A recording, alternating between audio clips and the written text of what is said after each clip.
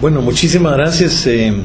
Debo confesar que fue un gran placer recibir la invitación de venir a Montevideo. Como decía, estas visitas han sido para mí realmente absolutamente enriquecedoras. Cada vez que vengo el proceso ha ido avanzando y la discusión también en una forma muy consultada. Lo decía yo ahí abajo con una entrevista ahorita de prensa, que nunca he visto leyes tan consultadas como esta ley de servicios audiovisuales de Uruguay.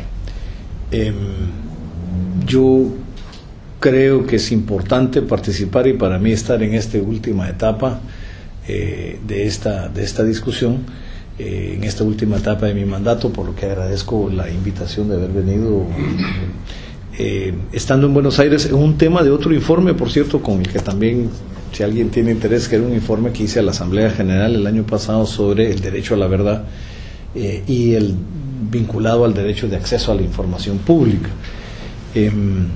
Yo traté de vincular mis informes a la coyuntura. Yo creo que los informes de las relatorías de Naciones Unidas, a diferencia de la relatoría de la OEA, son muy breves, realmente breves. Entonces no hacen ni una referencia de países, salvo como ejemplificación, ni pueden desarrollar extensamente, son normalmente de 22, 23 páginas. Entonces yo entendí con mucha claridad que lo que un relator o relatora hacen en el Consejo de Derechos Humanos de la ONU y quienes tenemos en la Asamblea es provocar el debate, establecer principios fundamentales a ser discutidos y recomendaciones fundamentales para los estados, para que de ahí se pueda construir una elaboración más detallada. Entonces, los últimos informes que yo hice, todos han sido muy puntuales. En junio del año pasado fue un informe sobre privacidad y libertad de expresión, y a la semana sucedió el incidente de Snowden. Entonces, por supuesto que mi informe se volvió muy popular. He sido invitado a hablar de privacidad en muchas partes, y a todo el mundo le decía que privacidad y libertad de expresión son dos derechos distintos, pero que deben entenderse vinculados el uno con el otro. Para poder ejercer plenamente la libertad de expresión tiene que haber total privacidad. En la Asamblea General planteé el del derecho a la verdad. Esto sí era una locura mía, una ilusión mía, habiendo vivido todo el proceso, mis años de exilio, incluso en Washington, con el sistema interamericano, y viendo construirse el concepto del derecho a la verdad desde América Latina, de la lucha de los familiares de desaparecidos, cómo vincularlo hoy al mandato a través del derecho de acceso a la información pública. Entonces ahí también planteo cosas que ya están reconocidas en el continente, pero que eran importantes para el mundo entero, como la información de carácter público que tiene el Estado a través de cualquier medio relacionada con violaciones a los derechos humanos no puede tener ninguna limitación, y cómo esta información ya es absolutamente relevante para los familiares, para las víctimas y sus familiares, pero también lo es para la sociedad en su conjunto, para reconstruir el tejido social, para recuperar la memoria histórica y para poder diseñar libremente una etapa distinta de futuro. Y mi último informe, hace 2 semanas, en esta ando todavía en Ginebra, fue sobre comunicación político-electoral y libertad de expresión, que entiendo que es uno de los temas que acá se está debatiendo, pero todos estos han coincidido porque resulta que es una ley recientemente aprobada en México también sobre publicidad electoral, pero hay leyes en el mundo entero que están siendo debatidas. Entonces este es un tema también bastante álgido. ¿Cuál es el tema de hoy? ¿Qué nos trae hoy? El tema de hoy pues es un tema que quise desarrollar desde un principio de mi mandato, pero no habían las condiciones ni la coyuntura, y creo que estuvo bien. Es el de niñez y libertad de expresión. Yo empecé de relator hace 6 años. Los mandatos ahora de todas las relatorías están homogenizadas a 3 y solo hay una reelección, y yo estoy terminando mi segundo periodo.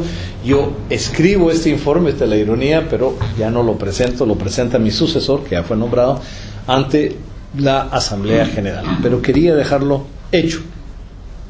Y como digo al principio, consulté con varias instituciones que no estaban tan interesadas, incluyendo el Comité de Derechos del Niño, UNICEF, pero en ese momento todo el mundo me decía sí, pero como que no había una articulación de esfuerzos. Y ahora resulta que es al revés, ahora es de sumo interés.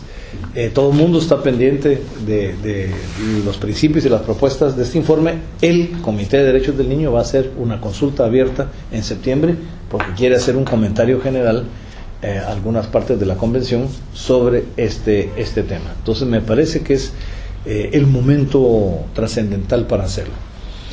En dos palabras, ¿cuál es el planteamiento que estoy haciendo? Este informe está en redacción en este momento, lo debo tener terminado para finales de agosto, pero ¿cuál es la posición? Primero, que parto de un principio que dejó establecido Sergio Paulo Pinheiro de Brasil cuando él fue el representante del secretario general para violencia contra la niñez en el mundo entero. Sergio Paulo hizo un informe para el secretario general sobre ese tema. Y Sergio Paulo dijo una cosa muy importante, que es para mí parte de la inspiración. Dijo, las niñas y niños no son personas en pequeño, no son personas reducidas. Y por consiguiente, se debe entender que gozan de derechos humanos reducidos. Son seres humanos completos como cualquiera y gozan plenamente de todos sus derechos humanos, incluyendo el de libertad de expresión. Porque cuando uno hablaba de la niñez, daba a veces la impresión de que, bueno, uno parte de que sí, pero sí tienen derechos, pero no los pueden ejercer porque no tienen la madurez mental, no tienen la madurez afectiva, no tienen el desarrollo intelectual, no tienen... Y eso no es una realidad. Hay etapas del desarrollo, sí, en la niñez, y uno debe partir de las etapas de desarrollo, pero eso no inhibe a que se es sujeto pleno de derecho. O sea, no se trata de derechos reducidos. Por consiguiente, yo no he oído esa afirmación de que no se debe proteger a las niñas y niños y no se debe dejar eso a los padres. Tampoco es válido, porque es tirarle a los padres responsabilidades de Estado que tiene frente a un sujeto en particular vulnerable, que es la niñez. Responsabilidad que el Estado puede tener frente a otros sectores también vulnerables, a los cuales el Estado debe proteger para garantizar el ejercicio de sus derechos. La segunda afirmación general es de que todo se quedaba, cuando se hablaba de niñez y libertad de expresión, se pensaba solo en protección, lo cual es válido, pero no agota el tema. O sea, pensamos en protección, ¿por qué? Porque no queremos que las niñas y niños y adolescentes estén expuestos a contenidos que no están adecuados a su desarrollo emocional e intelectual. Entonces, ni estén expuestos a excesiva violencia, como son algunos juegos de video, digamos, o algunas películas incluso, ni a una sexualidad sin explicación y sin medida. Porque efectivamente son sujetos de pleno derecho, tienen un desarrollo intelectual propio, pero hay que respetar las etapas de ese desarrollo. Y una avalancha de información en cierto momento no trabajada para su contenido, para asimilación, puede efectivamente hacer daño a la niñez. Entonces, los temas de protección son absolutamente válidos. Y esto era aceptado en el mundo entero, especialmente en dos áreas. Cuando se trataba de la clasificación de los espectáculos públicos, especialmente cine, pues todos nos acostumbramos a ver, yo aquí no exactamente la terminología de Uruguay no sé, pero todos nos acostumbramos a ver película solo para menores no apta para niños menores de 14 años, película no apta para menores de 16 años, o no apta para menores de 17 o para menores de 15 años, etcétera, o películas de adultos only, o adultos 2 o adultos 3, digamos, ¿no? Porque incluso a los adultos también hay que clasificarlos, ¿no? Entonces, la idea era, esto, pues, todo el mundo lo entendió. Es decir, no se trata de que llevemos a la niñez o que la niñez ingrese a cualquier lugar. Y en segundo lugar se aceptó lo del horario de televisión. Cuando la televisión entró a los hogares, cosa que hoy se vuelve muy difícil con el Internet, yo tengo todo un capítulo sobre Internet en este informe, pero cuando la televisión entró a los hogares se volvió una gran disputa, porque se decía que la televisión era una invasión del mundo. Y hubo gente que dijo, no, las familias con hijos deben rechazar la televisión. Y al igual que está la discusión sobre Internet, que hay que rechazar el Internet para la niñez. cosa que yo no participo. Pero poco a poco se fue entendiendo que no, que la televisión puede ser un instrumento educativo, puede ser una ventana al mundo, a las noticias, a las culturas del mundo, pero también puede ser un instrumento de desinformación, si no se acompaña con campañas de prevención del horario de la televisión y ciertamente con responsabilidad de los padres, pero así como de los medios como del Estado. Entonces, crear un horario de protección de la niñez en televisión se volvió también aceptable en el mundo entero. Pero hablar de comunicación y niñez no es solo hablar de protección, sino también, y muy importante, que es lo que yo quiero agregar ahora, es el lado contrario, es hablar de la participación. En la Convención de Derechos del Niño se dice que los niños y niñas tienen derecho a tener voz. Bueno, de hecho lo dice al revés, dice tienen el derecho a ser escuchados y lo pone en pasivo. A mí no me gusta la formulación en pasivo, yo prefiero no decir que tienen derecho a ser escuchados, sino tienen derecho a tener una voz propia. Y al mismo tiempo dice que tienen derecho a la participación. Pues lo que estoy tratando de hacer en mi informe es de unir estos dos planteamientos, cosa que hago en todos mis informes para toda población de todas las edades.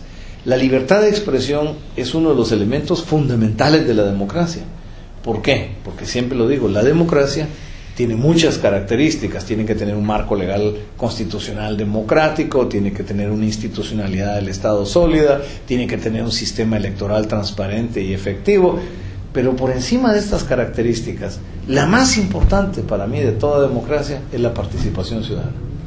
La garantía más clara de que una democracia funciona, porque ese es el propósito de la democracia, pero además de que la haga funcionar con balances y contrabalances hacia el futuro, es la participación ciudadana. Y la participación ciudadana, por supuesto, está intrínsecamente vinculada a la libertad de expresión en sus dos dimensiones. En el acceso a la información, porque tenemos el derecho a estar informados de todo y especialmente de la cosa pública, y tenemos el derecho de expresar nuestras opiniones, de proponer o de criticar o de pedir alteración de políticas públicas. Pues este principio también es aplicable a la niñez, en el sentido de que la niñez debe tener acceso a la información adecuada, por supuesto, a su edad y a su desarrollo, pero al mismo tiempo debe tener voz propia, que debe ser escuchada con respeto, y a través de su voz debe tener participación. La participación se concreta en la práctica. La participación no solo es una consulta de vez en cuando, que les consultemos qué piensan, qué opinión tienen de algo. La participación es que puedan todo el tiempo dar sus opiniones, e incluso cuando se confunden y se equivocan. Yo, en mi propio país, que tristemente está sufriendo una regresión histórica hacia el autoritarismo, hago una experiencia con jóvenes. Trabajamos mucho con comunicación y jóvenes en el interior, especialmente en zonas rurales y a veces en zonas indígenas, pero en las zonas rurales acostumbraba a preguntarle a adolescentes y jóvenes quiénes comían en silencio en su casa a la hora de la cena, por ejemplo, y la gran mayoría me levantaba la mano, porque Guatemala, que es un país muy conservador, siempre los adultos pensaron que tener orden a la hora de la comida era mantener silencio, y que los niños y niñas y adolescentes no debían hablar, o debían hablar solo cuando se les preguntaba algo, pero que si hablaban por su cuenta era desorden, y máxime si hablaban entre sí y discutían. Entonces, parte de nuestro esfuerzo se convirtió en romper estos paradigmas. Entonces, decirles, miren, yo sí creo en el orden en la casa, tengo hijos y sé lo que es una mesa en discusión, y a veces sé que los jueces más severos de los padres son los hijos, pero me encanta, porque les digo, si uno aprende a crecer en un hogar donde hay respeto, donde hay cortesía elemental, pero donde hay libertad de decir lo que se piensa, donde se toman decisiones en diálogo con las hijas y los hijos, se vuelve un fenómeno común de que estos niños y niños aprendan a reflexionar sobre sus decisiones, a tomar decisiones, a sistematizar información para dar una opinión y tomar decisiones. Esto es participación. Y empieza, claro, desde el hogar. Digamos, las recomendaciones de una relatoría son para el Estado, pero no quiere decir que no se puedan hacer recomendaciones. Ahí hago recomendaciones desde la familia hasta la escuela, hasta el Estado mismo. En las escuelas reproducimos el mismo fenómeno, ¿no? El maestro y maestra están acostumbrados a que los niños hablen solo cuando se les pregunta, que no se salgan del tema, que no vayan a sonar impertinentes o que... Es decir, hay una imagen de disciplina. Insisto que yo creo en la disciplina y creo en el orden, no estoy proponiendo el caos, pero tampoco creo que la disciplina y el orden surgen del silencio. Y la tendencia es a eso, a que acostumbremos a los niños a estar en silencio. Lo mismo pasa, es decir, yo vengo de un pueblo, de un país muy racista, donde la gran mayoría de la población es población indígena de origen maya, trabajando el campo, donde la actitud hacia comunidades enteras era la del silencio. O sea, los dueños de la tierra, o los administradores de la tierra, o los caporales y capataces, estaban acostumbrados a imponer el silencio al pueblo indígena. O sea, no es un fenómeno que se aplica solo hacia la niñez, sino se aplica a otros sectores sociales. Y son fenómenos que debemos de erradicar, porque son fenómenos de discriminación y de desconfianza. Estas son las reflexiones que pretendo hacer en el informe. Entonces, el primer punto es: la libertad de expresión tiene que tener un enfoque diferente. Uno es el tema de protección, que es válido y hay que insistir en... dicho sea de paso, en el tema de protección no es censura. Yo sé que en muchos países del mundo, en Brasil se volvió una tremenda discusión lo de clasificación indicativa. La ley de clasificación indicativa era una ley para establecer criterios e íconos sobre el tipo de programación, pero que los medios de comunicación lo iban a aplicar ellos mismos como autorregulación. O sea, era una ley del Estado que orientaba el trabajo de autorregulación, pero una autorregulación de los medios. Pues se le ha considerado censura. Es una ley que lleva ya, Guilherme nos podrá dar los detalles, pero en Brasil lleva varios años de discusión. ¿Por qué? ¿Por qué va a ser censura cuando se está hablando de protección de la niñez? Como que si no todos queremos cuidar a nuestras niñas y niños y a los adolescentes y jóvenes de un país. Sean nuestros hijos o no, o sean los hijos de otros, pero la juventud de nuestro país. Y por otro lado, hay temas que ni siquiera se han discutido, como el tema de la publicidad, que yo sí sé que aquí se entró a discutir en las consultas, no quedó exactamente en la ley, pero elementos de publicidad que yo hago la reflexión: si en algún momento en la publicidad comercial se quitó a una persona inhalando de un cigarrillo, porque la idea es que se puede, en muchos países del mundo se dejó el anuncio de tabaco, pero solo con el vaquero subiendo una montaña, pero nadie inhalando para que nadie aprenda a hacerlo. Bueno, eso es para proteger a la población en general del daño del cáncer y de daños respiratorios. Pues cuánto más deberíamos estar haciendo nosotros para proteger a la niñez del consumo de productos que le puedan ser dañinos. Este es un tema mucho más peliagudo, porque qué es dañino y qué tan dañino es, y yo entiendo, pero lo que quiero plantear ahí, yo no tengo la solución mágica de esto, pero que es un debate legítimo, porque a veces pareciera que el solo plantear la discusión es que uno fuera un radical anticomercio, y no es cierto. Hay productos que pueden efectivamente ser muy dañinos, por ejemplo, en horarios de niñez, la discusión de bebidas alcohólicas, por ejemplo, o de otros temas parecidos al tabaco, ¿no?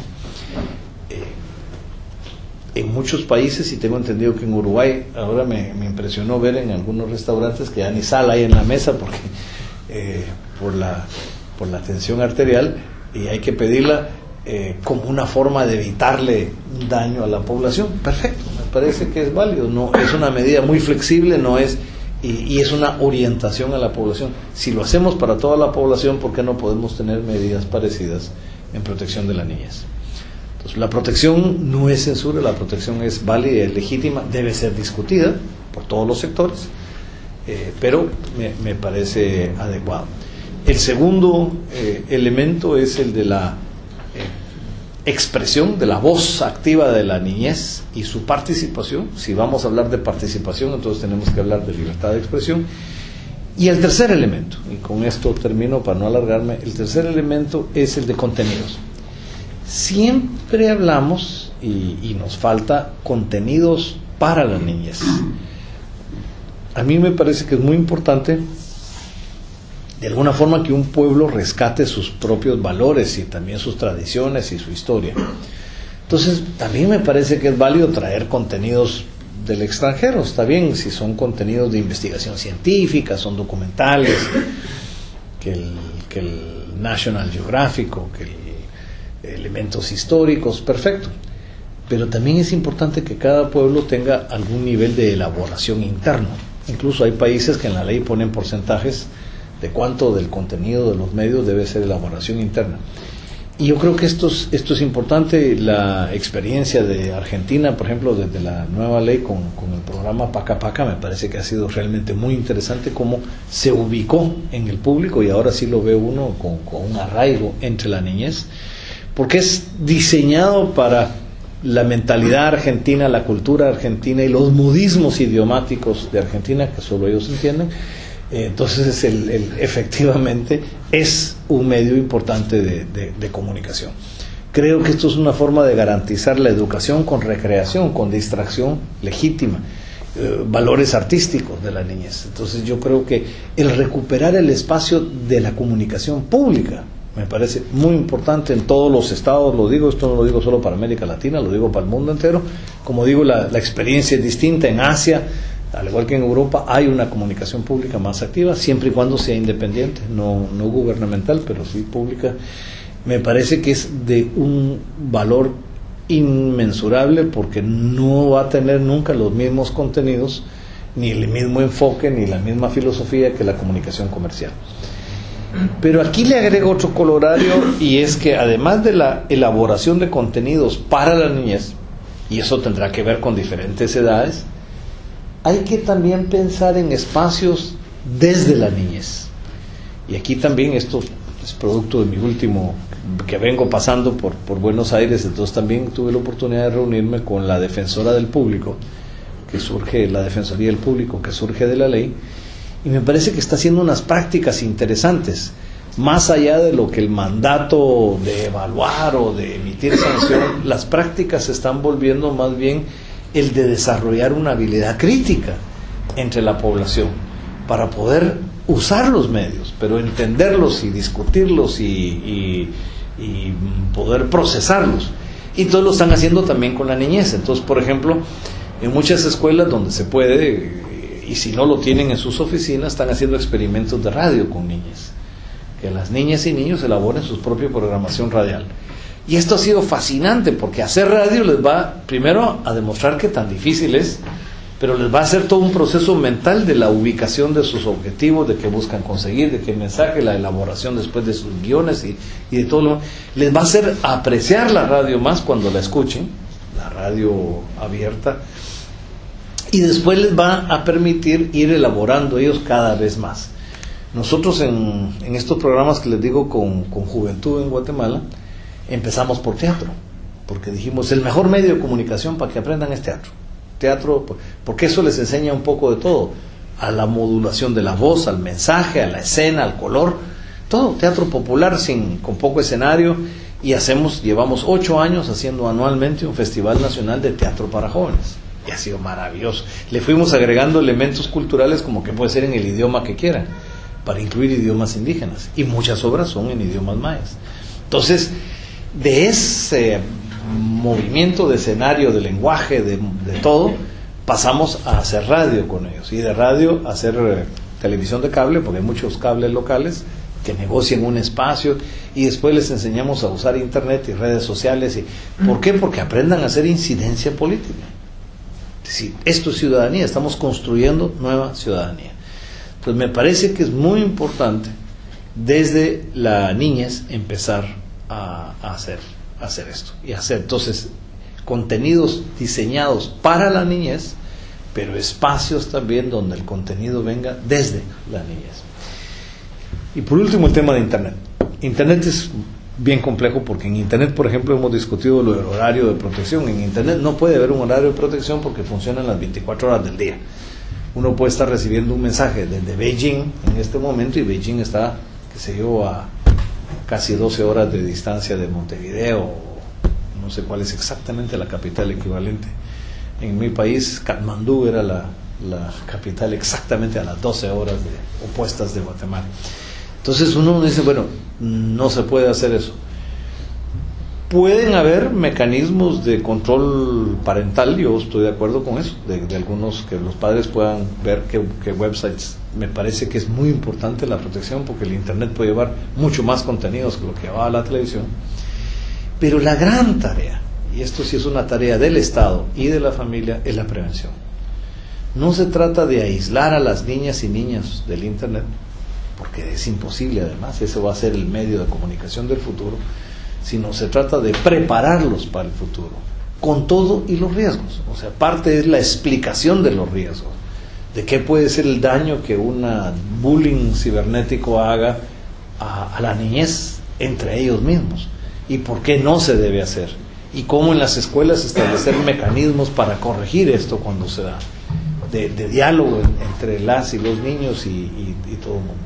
Yo creo que esto requiere una atención muy especial, no tiene una solución fácil, pero me parece a mí que está claro que la solución no es la censura, al igual que no puede ser para adultos tampoco, ¿no? Turquía trató de clausurar el YouTube, y la población encontró otros mecanismos alternos de recibirlo.